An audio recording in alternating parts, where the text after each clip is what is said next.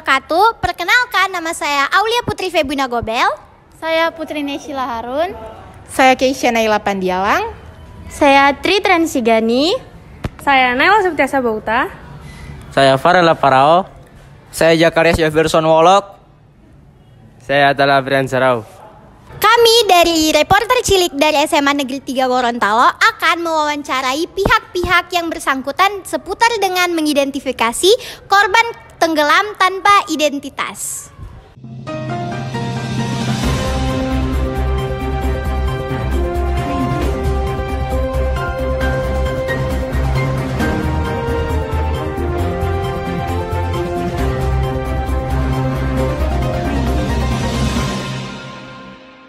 Identitas yang mengapung di tengah laut. Penemuan mayat pada Selasa 30 Agustus sekira pukul 14.30 waktu Indonesia Barat ini pertama sesosok mayat tanpa identitas di saat pertama kali ditemukan mayat itu dalam kondisi mengapung. Assalamualaikum warahmatullahi wabarakatuh.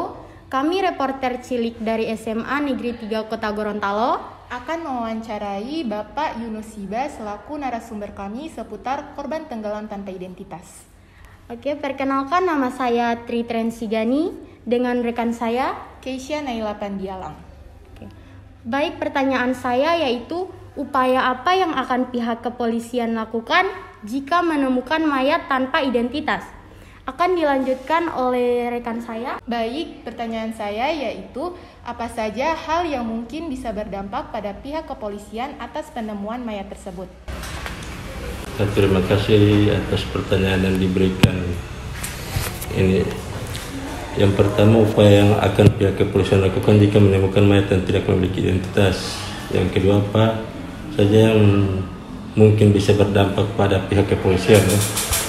Yang pertama itu, kita dari pihak kepolisian menerima laporan adanya korban tenggelam ya. Korban tenggelam di sungai maupun di laut. Jadi kita dari pihak kepolisian itu menerima laporan, habis menerima laporan kita langsung menuju ke TKP di mana terjadinya korban tenggelam. Sesampainya kita di tempat kejadian, kita langsung memberi garis polis lain. Garis polis lain itu supaya orang-orang tidak bisa melewati dari batas garis tersebut karena adanya korban tersebut, makanya kita tidak bisa melakukan kayak ada yang melakukan tindakan-tindakan yang tidak diinginkan. Makanya dibatasi dengan garis polis lain. Makanya sampai kita habis itu, setelah kita memberi garis polis lain, pihak kepolisian langsung mengevakuasi mayat tersebut. Apakah masih bisa diidentifikasi atau bagaimana? Setelah kita mengevakuasi korban tersebut, kita langsung mengirim ke dokter forensik untuk diotopsi. Saya kira cuma itu untuk pertanyaan nomor 1, menemukan mayat yang tidak sampai identitas. Karena apa? Karena pihak kepolisian batasnya cuma sampai di situ. Kalau untuk identifikasi korban atau apa, itu diserahkan kepada kepolisian. Yang dalam hal ini dokter kepolisian yang ada di Polda Gorontalo. Itu pertanyaan pertama. Pertanyaan kedua, dampak pada pihak kepolisian ya. Dampak di situ banyak karena satu, kalau korban tenggelam di laut, dampaknya satu cuaca. Yang kedua tergantung dari arus laut itu sendiri. Begitu juga kalau di sungai kalau macam dia banjir atau apa, kita tidak bisa ambil resiko juga. Karena untuk mengevakuasi seseorang yang tenggelam di sungai maupun di laut, harus kita ambil dengan sigap karena kita ceroboh bisa-bisa kita juga yang akan berdampak di situ. Kalau dampak untuk apa itu dia cuma cuaca. Kalau cuaca bagus kita bisa mengevakuasi seluruh korban-korban yang tenggelam di laut maupun di sungai. Kalau cuaca ekstrim kita juga tidak bisa mengambil resiko. Ya, cuman itu yang kita bisa sampaikan kepada adik-adik yang dari SMA 3 ini. Ya, saya rasa sekian dan terima kasih atas kedua pertanyaan ini. Oke. Sekian pertanyaan dari kami. Terima kasih untuk Bapak Yunus Siba yang telah meluangkan waktu untuk menjadi narasumber kami. Iya, terima kasih. Oke teman-teman, sekian dari kami kelompok 3. Wassalamualaikum warahmatullahi wabarakatuh. Waalaikumsalam warahmatullahi wabarakatuh. Assalamualaikum warahmatullahi wabarakatuh. Kami reporter cilik dari SMA Negeri 3 Kota Gorontalo Akan mewawancarai Ibu Tias selaku narasumber kami.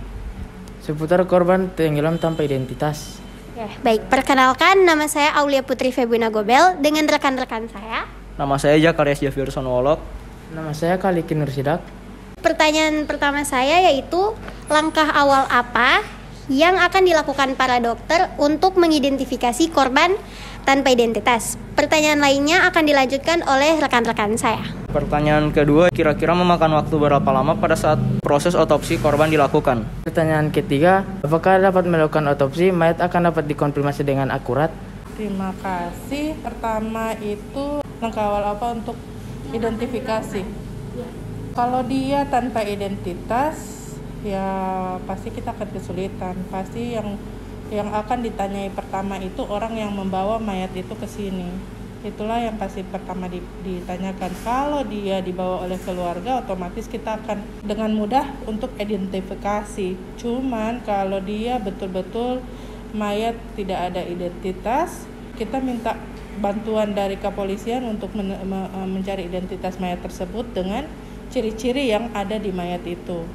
Hanya itu sih. Kalau untuk media sosial, kita bisa ke media sosial untuk bertanya apa ada yang mengenal. Tapi ya itu lagi-lagi kalau kami di rumah sakit kita terbentur dengan undang-undang privasi pasien. Jadi kecuali ada yang membantu untuk menyebar di media sosial, biasanya karena media sosial kan cepat. Media sosial dia itu cepat, jadi biasanya rata-rata identifikasinya bisa dari situ, salah satunya. Terus yang kedua, kira-kira memakan waktu berapa lama pada saat proses otopsi korban dilakukan? Tergantung. Kalau otopsinya itu menyeluruh lama, dia bisa sampai 2-3 jam, 3-5 jam itu kalau otopsinya menyeluruh. Bisa bahkan seharian karena kita buka satu persatu. Kayak misalnya kita lihat dari paru-parunya, dari dia ambil sepotong-sepotong.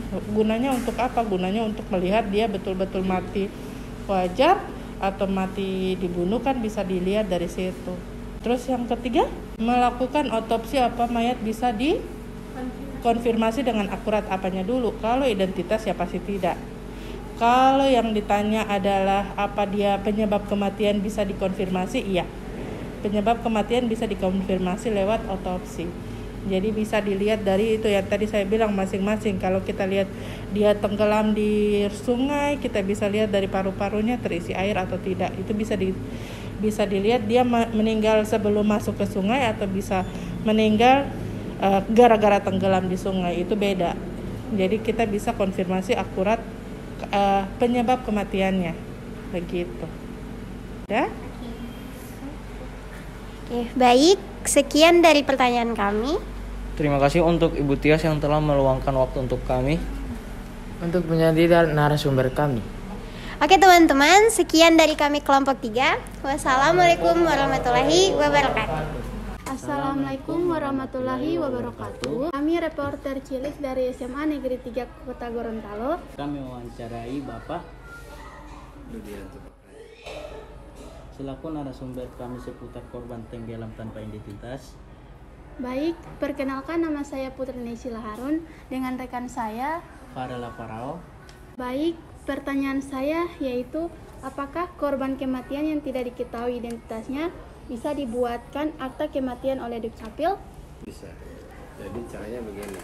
Kalau misalnya korban korban meninggal tidak diketahui identitasnya, maka keluarganya atau orang yang ingin mencetak akta kematiannya itu pergi ke kepolisian dulu, minta surat keterangan tanpa identitas.